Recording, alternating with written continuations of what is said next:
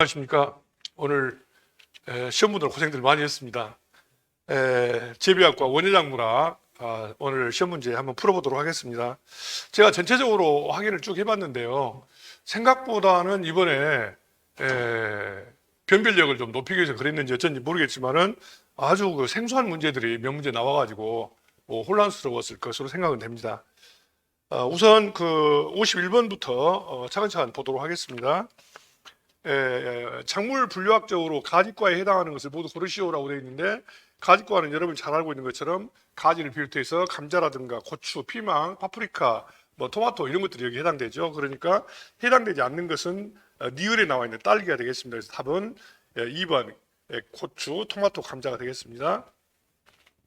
52번입니다. 콩과작물의 작황 부족으로 어려움을 겪고 있는 농가를 찾은 A 손해평가사의 재배지에 대한 판단으로 옳은 것은 무엇입니까? 라고 되어 있는데, 예제를 보겠습니다. 작물의 칼슘 부족 현상이 발생했다.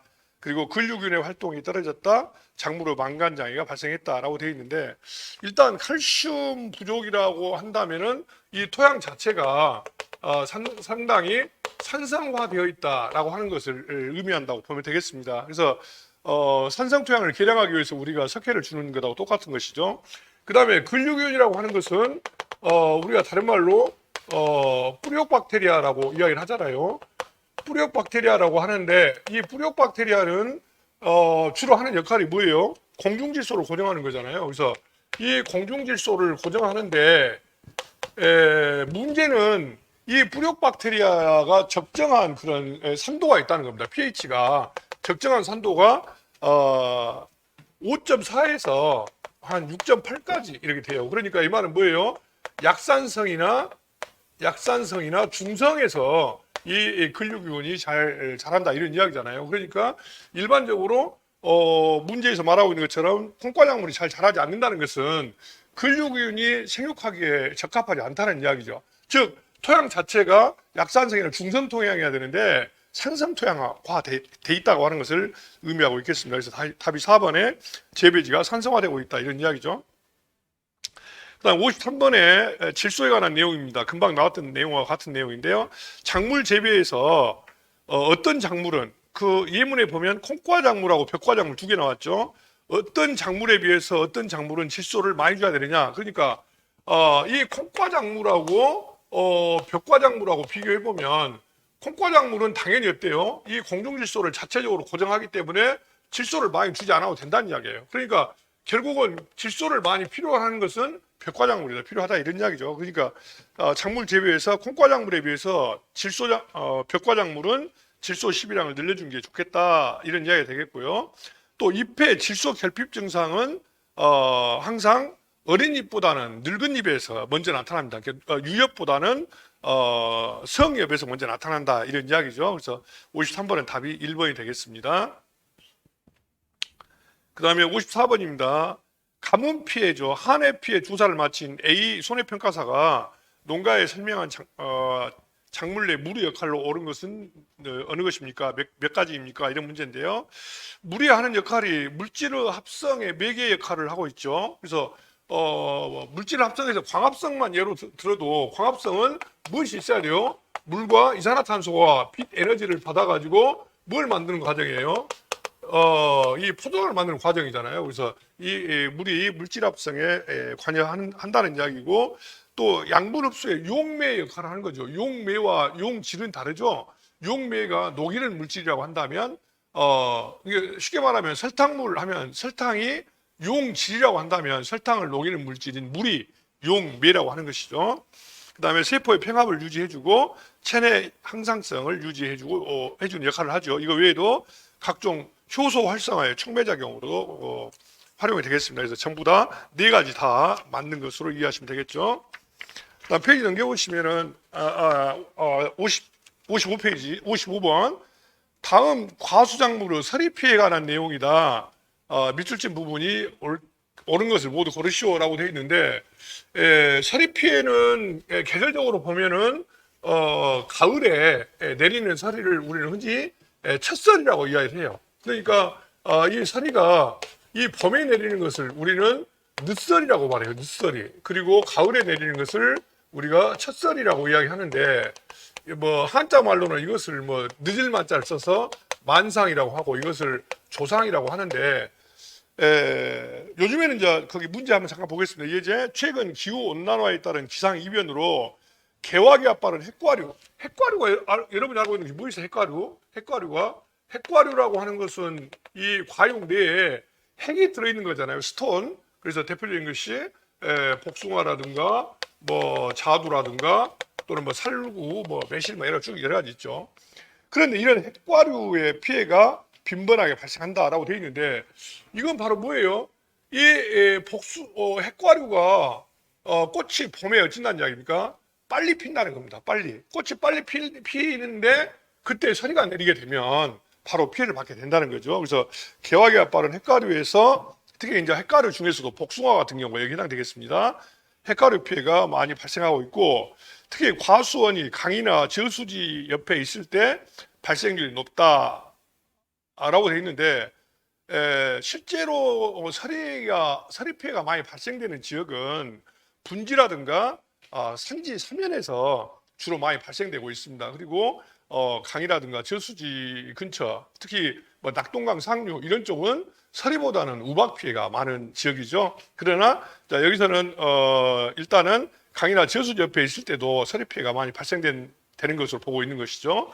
그리고 일부 농가에서는 상층의 더운 공기를 아래로 불어내려서 과수원의 기온 저하를 막아주는 송풍법을 사용하고 있는데 이 서리 피해를 막기 위해서 바람을 이렇게 불게 해가지고 더운 공기를 밑으로 내려주는 그런 방식이 되겠습니다. 그래서 여기는 답이 기역, 니은, 디귿이 답이 되겠지만 엄밀히 따지면 니은은 강이나 저수지는 서리가 주로 발생하는 지역이 아니라 우박이 주로 발생하는 지역이다. 그러나 넓은 범위로 봤을 때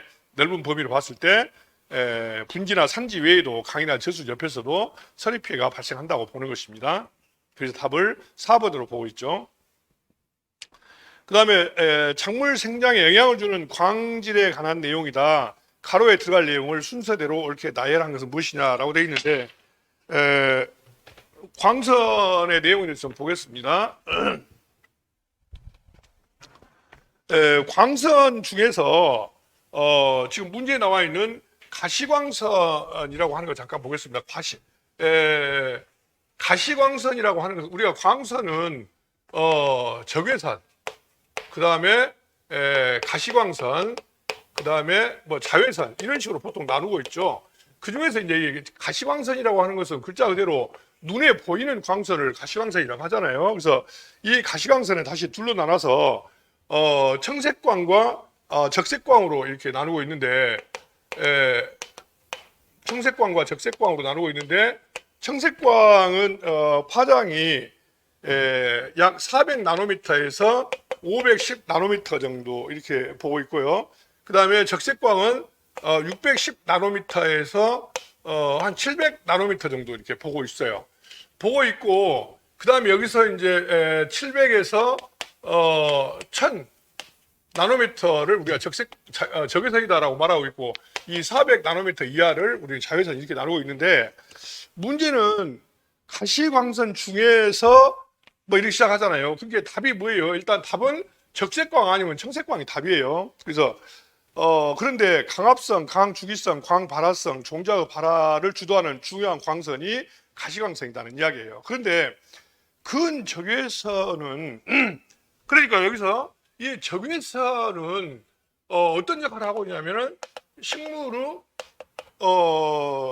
절간 신장에 직접 기여하고 있다는 겁니다. 절간 신장 이게 작물이 줄기가 자라는 것에 기여를 하게 되는데 여기 뭐라고 써놨냐면은 근적외선은 식물의 신장을 촉진하여 적색광과 근적외선의 비가 절간 신장 비가 여기서 비라고 해서 비율을 말하죠. 비율이 짧은 것이 더 절간 신장이 촉진되냐 큰 것이 더 절간 신장이 촉진되냐 이런 이야기인데 여기서 지금 여러분이 처음 들어본 말 중에 하나가 근적외선이란 말을 하죠. 근적외선. 그러니까 이 적외선을 다시 둘로 나눠가지고 이 적외선을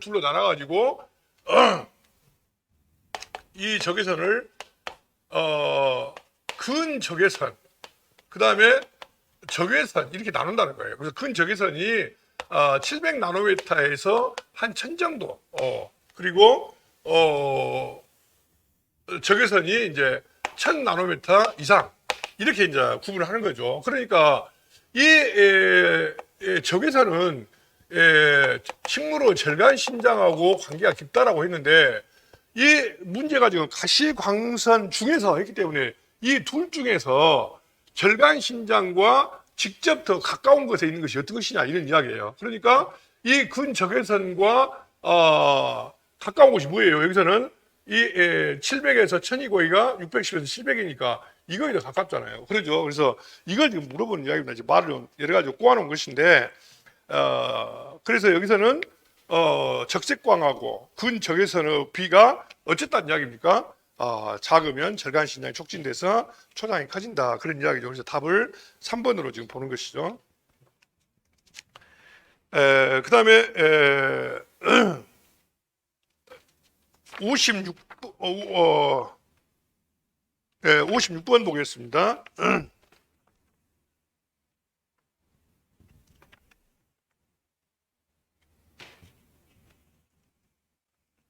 57번 보시면 생육 저온이 달라서 동일 재배사에서 함께 재배할 경우 재배 효율이 떨어지는 조합은 무엇입니까? 라고 되어 있는데 이건 시험에 여러 번 나왔던 문제죠. 즉 혼행성 작물과 호온성 이렇게 나눈 것인데 혼행성 작물이라고 하는 것은 일반적으로 온도가 7에서 한 15도 정도에서 잘 자라는 거, 그리고 호온성이라고 하는 호온성 작물이라고 하는 것은 대략 18도에서 한 24도 정도에서 잘 자라는 것들인데, 혼행성의 가장 대표적인 것이 여러분이 알고 있는 것이 상추라든가 뭐 시금치라든가 또는 뭐 마늘 양파라든가 또는 뭐 당근이라든가 그다음에 뭐 감자 뭐 이런 것들이 여기에 해당되죠. 그리고 이제 호온성의 가장 대표적인 것이 이제 이 콩이라든가 그다음에 뭐 호온성의 고구마죠. 고구마라든가 고구마를 비롯해서 뭐 토마토, 가지, 고추, 오이, 그다음에 호박, 뭐 수박, 뭐 이런 것들이 이제 여기에 해당되겠죠. 그래서 거기 보면은 57번에 1번을 보면은 상추는 호냉성인데 고추는 호온성이라는 거잖아요. 그래서 답이 1번이라는 겁니다. 2번에 당근, 시금치는 두 개 다 호냉성이고 3번에 가지, 호박이나 4번에 오이, 토마토는 전부 다 호온성이다 이런 이야기죠. 그다음에 58번에 소비자의 기후 변화로 씨가 없는 샤인 머스켓 포도가 인기를 모으고 있다. 여기서 지금 문제는 뭐냐면 샤인 머스켓이 됐든지, 샤인 머스켓은 대표적인 청포도를 말하고 있어요. 근데 샤인 머스켓이 됐든지 델라웨어가 됐든지가 상관없이 씨 없는 포도를 만드는 생장 조절 물질이 뭐냐 이런 이야기잖아요. 그래서 대표적인 것이 지베렐린이 거기 나와 있죠. 지베렐린. 그다음에 저온 자극을 통해서 화합분화가 촉진되는 작물이 아닌 것이 나왔는데 이것도 약간 생소할 수도 있겠습니다만은 이건 이렇게 이해하시면 됩니다. 화합분화라고 하는 것은 꽃이 피고 열매를 맺는 것을 우리가 화합분화라고 이야기하잖아요. 근데 이 화합분화 이 화합분화에 영향을 미치는 게 두 가지가 있죠. 하나가 온도, 그리고 또 하나가 일장이 있죠. 근데 이 온도가 둘로 나눠서 저온춘화가 있고 그리고 고온춘화가 있다니. 고온춘화. 크게 둘로 나누면, 그래서 이 저온춘화와 고온춘화를 물어보는 그런 문제라고 볼 수 있는데, 이 저온춘화는 대표적으로 원년생 장일식물이 여기 해당되는데, 대표적인 것이 뭐 무배추를 비롯해 가지고 뭐 마늘, 양파 뭐 이런 것들이 이제 여기에 해당된다 이렇게 이해하시면 되겠습니다. 고온춘화는 여러분이 알고 있는 뭐 콩을 비롯해 가지고 뭐 상추라든가 이런 것들이 이제 여기에 해당되는 것이죠. 그래서 여기에서 해당되는 것이 양파, 배추, 무 이런 것들 전부 다 저온춘화에 해당되는 작물이고, 상추하고 콩 이런 것들이 대표적인 고온추나 작물이다 이런 이야기입니다. 그다음에 60번 문제 보겠습니다. 식물의 생육 과정에서 강풍의 외부 환경에 따른 영향으로 옳지 않은 것은 무엇입니까? 바람이 많이 분다는 것은 화분 매개곤충의 활동을 억제해가지고 수분이라든가 수정이 되지 못하도록 한다는 것이죠. 그다음에 두 번째, 또 식물체의 상처를 유발해가지고 호흡량을 증가시키고 호흡량이 증가되게 되면 체내 양분 소모가 증대되게 되죠. 세 번째, 바람이 많이 불게 되면 식물체는 수분을 뺏기지 않기 위해서 기공을 전부 닫지요. 기공을 닫으니까 증산작용이 억제되는 거잖아요. 그래서 증산작용을 억제하기 위해서 기공을 닫는데 기공을 통해서 식물체는 이산화탄소를 흡수해가지고 물과 결합해서 광합성을 하게 되는데 기공이 닫히니까 당연히 CO2 흡수가 억제가 되고 그 과정에서 광합성은 촉진된다가 아니라 감소된다는 이야기예요. 그래서 증산작용이 억제되고 광합성도 감소된다 이렇게 해야 되기 때문에 답이 3번이다 이런 이야기예요. 그 다음에 61번에 식물의 종자나 눈이 휴면에 들어가면서 증가하는 호르몬이 ABA라고 하는 ABA를 다른 말로 앱시스탄 또는 아부시스탄이라고 이야기하죠. 답이 4번이 되겠습니다. 62번입니다. 시설 재배 농가를 찾은 A 손해평가사의 육묘에 관한 조언으로 옳지 않은 것은 무엇입니까? 우리가 육묘를 하는 이유는 여러 가지가 있죠. 육묘는 우선 직파가 아주 불리한 작물에 대해서 육묘를 하거나 또 수량증대라든가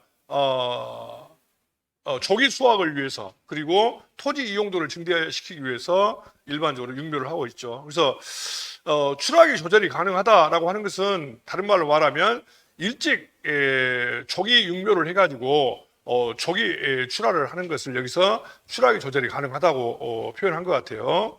그다음에 두 번째, 유기질 육묘 상토로 피트모스를 추천했다라고 되어 있는데 육묘에 쓰이는 상토가 두 가지가 있었죠. 유기 상토와 무기 상토가 있는데 여기서 지금 말하고 있는 피트모스는 대표적인 유기 상토가 되겠습니다. 무기 상토는 끝에가 라이트에 들어가는 것들이 있었죠.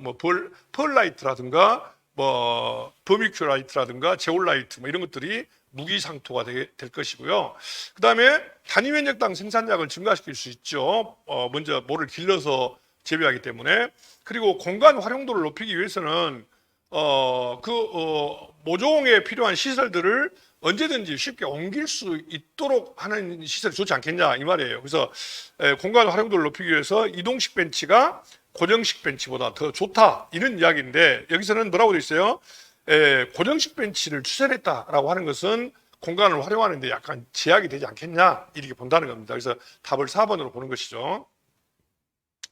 수박 재배 농가에서 대목을 사용하는 접목 재배로 방지할 수 있는 것이 나왔는데 일반적으로 모든 작물에 있어서 나타나는 것이 뭐냐면 연작 피해가 있었어요. 그래서 연작 장애가 제일 심한 것이 인삼을 비롯해서 수박 이런 것들이었었죠. 그래서 일반적으로 이 연작 장애를 막기 위해서 유은작을 하게 되는데 유은작을 하지 않고 저항성이 강한 대목에다가 접목을 해서 이런 연작 장애를 극복하는 방식들이 있죠. 그래서 수박 같은 경우도 이런 박이라든가 이런 데다가 접목을 해서 덩굴조짐병을 예방하게 되는데 이 내용을 여기서 물어보고 있습니다. 그래서 수박 재배 농가가 접목을 재배해서 접목 재배로 방지할 수 있는 대표적인 병이 덩굴조짐병이다 이런 이야기죠. 일단 64번 문제입니다. 최종 적과 후에 적과란 말은 뭐예요? 이 성숙시키지 않은 과실을 미리 따버린 거잖아요. 적과 후에 우박 피해를 입은 사과 농가의 대체로 옳은 것을 모두 고른 것은 무엇입니까? 이게 우박은 주로 언제 발생하게 되냐면은 봄철에 봄가을로 이제 우박이 발생하게 되는데 A 농가를 한번 보겠습니다. 거기 피해 정도가 심한 가지에는 도포제를 발라가지고 그쪽으로 병해가 침입하지 않도록 병균이 침입하지 않도록 해줘야 된다는 거 맞는 이야기죠. 그 다음에 수세가 강한 나무에 연면 시비를 한다라고 되어 있는데 수세란 말이 뭐예요? 나무의 세력이라는 이야기잖아요. 그래서 나무 세력이 강한데 굳이 피해를 입었다고 해서 비료를 줄 필요는 없다는 이야기예요. 그 다음에 세 번째, 90% 이상 과실이 피해를 입은 나무 과실은 모두 제거한다. 이 말은 맞는 것 같아요. 왜냐하면 거의 다 90% 이상이면 거의 다 피해를 입었잖아요. 그러니까 이런 경우는 내년도의 결실이라든가 올해 나무 수세 회복을 위해서 모두 다 피해가 극심할 경우에는 전부 다 따내는 것도 괜찮다 이렇게 보는 거죠. 그 다음에 병해충 방제를 위해서 살균제를 살포하거나 항생제를 살포하는 것은 좋을 것으로 생각하죠. 그러니까 답이 여기서는 지금 A 농가하고 D 농가가 답이라고 지금 볼 수 있지만 사실은 A 농가하고 C 농가도 답이라고 해도 크게 무리가 없을 것으로 보여집니다. 약간 논란의 소지는 있을 것 같은데 여기서는 이제 A 농가와 D 농가가 적절한 우박 피해 대체를 했다 이렇게 보는데 제가 보기에는 A 농가와 C 농가도 적절한 대체로 봐야 되지 않겠냐 이렇게 생각됩니다. 다음은 벼 수발화에 관한 내용이다. 가로 안에 들어갈 내용을 옳게 다루는 것이 무엇입니까? 수발화라고 하는 것은 벼가 결실기에 물에 잠겨가지고 물에 잠긴 상태에서 싹이 나는 걸 수발화라고 하죠. 그래서 거기 그런 내용이 나왔어요. 수발화는 언제 벼가 결실기에 종실이 이삭에 달린 채로 싹이 트는 것을 말하는데 벼가 우기에 도복이 되었을 때 자주 발생한다. 그건 맞는 이야기죠. 또한 조생종과 중생종, 만생종 중에서 어떤 것이 더 잘 발생하냐라고 되어 있는데 이 벼는 수발화가 발생됐을 때 시기가 언제냐면 이삭에서 싹이 트는 시기는 주로 원인이 뭐예요? 이 장마 기를 통과하면서 그렇죠. 장마기라고 하는 것은 보통 7월부터 한 9월까지를 우리가 이야기하잖아요. 그런데 벼 같은 경우는 이때의 벼가 익어가는 것은 뭐예요? 조생종 벼가 익어간다는 겁니다. 조생종 벼가. 그러니까 만생종 벼에 비해서 조생종 벼의 피해가 훨씬 더 심하다는 이야기죠. 그 다음에 맹류는 어때요? 맹류는 6월 하순부터 7월까지 주로 이제 장마기에 접어들게 되는데 그렇기 때문에 장마기에 접어들었을 때 수확되지 않고 남아있는 것이 뭐 있어요? 조생종은 다 수확을 해버렸겠죠. 그러죠?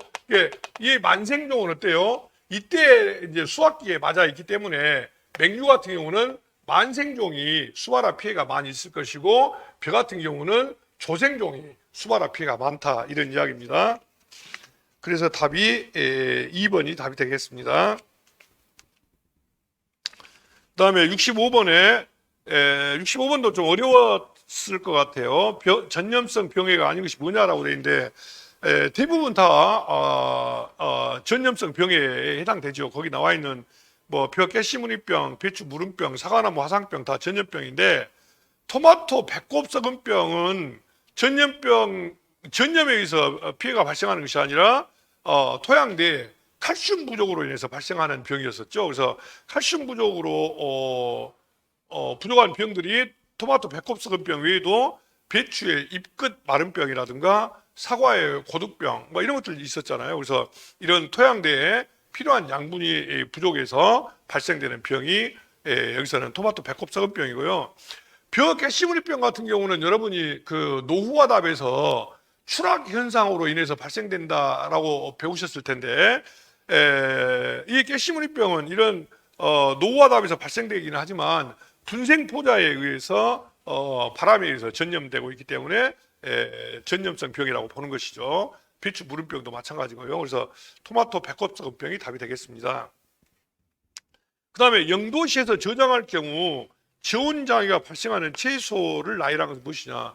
대부분의 채소들은 영도시 전후로 저장을 하고 있습니다. 거기 나와 있는 뭐 무배추라든가 마늘, 양파, 당근, 시금치 다 저온 창고에다 저장을 하죠. 보통 영도에서 한 2도 정도 이 정도에서 저장을 합니다. 그러나 가지하고 토마토는 영도에다 저장하게 되면 다 얼어버리죠. 그래서 가지, 오이 이런 경우는 보통 10도에서 한 12도 그리고 토마토 같은 경우는 8도에서 한 10도. 그러니까 가지나 토마토는 10도 내외로 저장을 해야만이 저온 장애가 발생하지 않는다라는 이야기죠.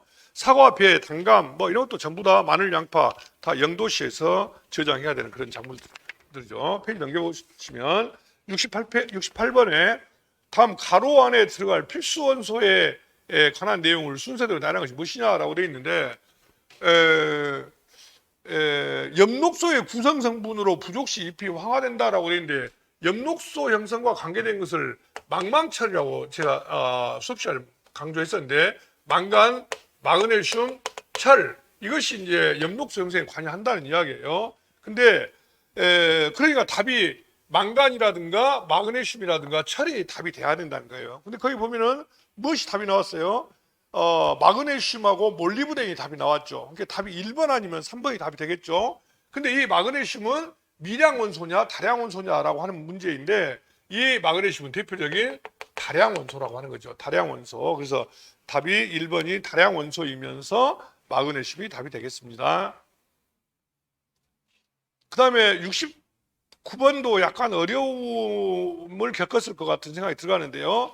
자가 수분으로 수분수가 필요 없는 과수는 이게 대부분의 과수는 결실률을 높이기 위해서 수분수를 심습니다. 수분수를 따로. 근데 수분수를 따로 심는데 수분수가 필요 없는 과수가 하나 있어요. 거기 대표적인 것이 포도예요. 포도. 포도에서 뭐 캔버럴리가 됐든지 샤인머스켓이 됐든지 상관없이 포도는 수분수가 필요 없는 그런 자가수성 작물이다. 이렇게 이해하시면 되겠고요. 그 다음에 약간 혼동을 좀 줬을 것이 뭐냐면 복숭아인데 복숭아에서 미백도 복숭아라고 되어 있는데 미백도라는 것은 백도라고 아시죠? 백도. 복숭아에서 그 백도 품종인데 복숭아도 마찬가지로 대부분이 자가수성을 많이 해요. 그러나 일부가 타가수성을 하고 있기 때문에 복숭아는 수분수가 필요 없는 작물이라고 보기는 어렵다는 겁니다. 그래서 여기서 수분수가 필요 없는 자가수성 작물로 포도를 보고 있는 것이죠. 답이 3번이죠. 그다음 70번 문제입니다. 70번은 아마 공부를 한 사람이나 안 한 사람이나 처음 접해본 그런 문제가 아닐까 싶은 생각이 들어가는데요. 그냥 참고로 봐주시기 바랍니다. 흡집성 해충이다. 흡집성이라고 하는 것은 이 줄기라든가 이파리에다가 이 침을 꽂고 거기서 지백을 빨아먹는다 이런 이야기예요. 또 포도나무라든가 포도나무의 가지나 잎을 주로 과해하고 포도나무뿐만 아니라 여러 가지 이 작물에 관여를 해요. 그리고 약충이 하얀 솜과 같은 왁스 물질로 덮여 있다라고 되어 있는데 이것과 관계되는 해충이 미국 선녀벌레라고 하는 것이라고 합니다. 미국 선녀벌레. 그래서 미국 선녀벌레는 꼭 포도나무에만 영향을 주는 건 아니고 포도나무를 비롯해서 굉장히 많은 나무들에 피해를 주고 있는 그런 해충인데 아마 일부러 이런 아무도 모르는 문제를 낸 것 같아요. 참고로 이름은 선녀벌레라고 해서 굉장히 예쁘게 보이는데 실제로는 작물에 피해를 많이 주는 그런 해충이라고 합니다. 그 다음에 71번에 장미의 블라인드 현상에 관한 내용이 나왔는데 블라인드란 말은 꽃을 피우기 위해서 꽃눈이 분화했는데도 불구하고 이게 꽃송이로 발전하지 못하고 중간에 퇴화하거나 아니면 떨어져 버리는 이런 것을 우리가 블라인드 현상이라고 해요. 그래서 장미꽃이 이렇게 맺혔는데 꽃이 피지 못하고 그 상태에서 퇴화돼 버리거나 떨어져 버리는 것을 우리가 블라인드 현상이라고 하죠. 그래서 왜 이런 현상이 발생하느냐라고 하는 것인데 장미 블라인드 현상의 대표적인 원인은 뭐냐면 이 일조량 부족입니다. 일조량이 부족했을 경우에 이러한 블라인드 현상이 발생되는데요. 이러한 블라인드 현상은 일조량 부족 외에도 또 지나치게 온도가 너무 낮다든가 저온 그리고 필요한 양분이 부족하다든가 이런 경우에도 발생되고 있는데 주된 원인은 일조량 부족이다 이렇게 이해하시면 되겠습니다. 그래서 답이 3번이 되겠습니다. 그 다음에 72번도 좀 어려웠을 것 같아요. 이게 번식 방법이 워낙 많은데다가 또 특히 이제 꽃 이름 같은 경우는 더더욱 구분하기가 어려웠을 텐데 근경으로 영양 번식을 하는 화해작물이 무엇이냐라고 되어 있는데 근경이란 말은 뿌리 줄기를 우리가 근경이라고 하죠. 뿌리 근자에다가 줄기 경자를 써서 근경이라고 하는데 대표적으로 이 근경으로 번식하는 화해작물이 칸나하고 아이리스예요. 그래서 이 아이리스하고 같은 종류의 꽃이 우리 문제 예문에 나와 있는 독일 붓꽃이라고 하는 것이죠. 그래서 칸나, 독일 붓꽃, 아이리스 이런 것들이 대표적으로 근경으로 영양번식을 하고 있고요. 그 다음에 두 번째 시클라멘은 괴의 경으로 하죠. 달리아는 괴의 근이라고 알고 계실 겁니다. 또 인경은 비늘줄기라고 해서 튤립이 거기에 해당되죠. 튤립은 인경으로 번식하고 글라디올루스는 구경이죠. 구경. 그리고 백합 같은 것도 인경으로 번식을 하는 것이죠.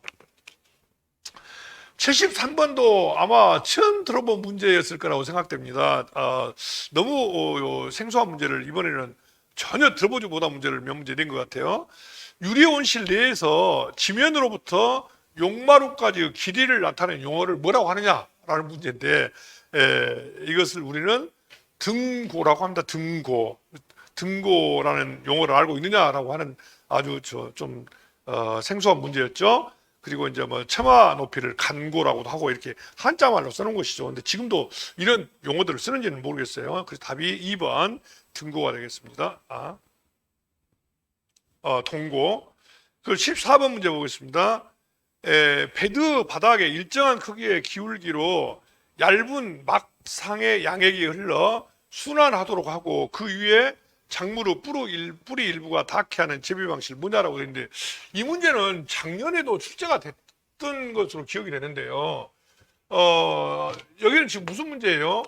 양액 재배를 물어보는 문제잖아요. 양액 재배를 물어보는데, 양액 재배가 여러 가지 형태가 있는데 대표적인 것이 이 담액 수경이라고 하는 것이 있었고, 그 다음에 또 하나가 방막 수경이라고 하는 것이 있었어요. 이게 담액이라고 하는 것은 뭐예요? 식물 뿌리를 완전히 물에 담그는 것이죠. 물에 담그는 것.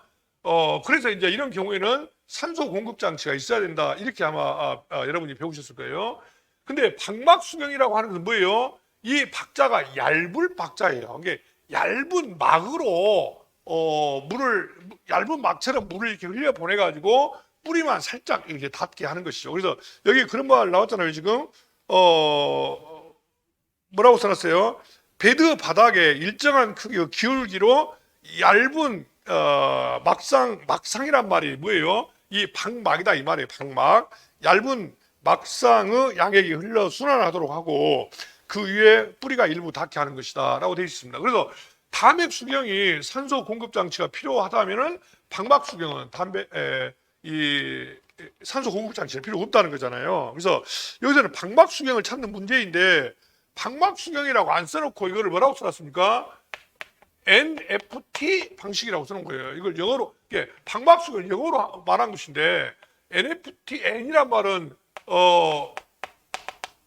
뉴트리언트 필름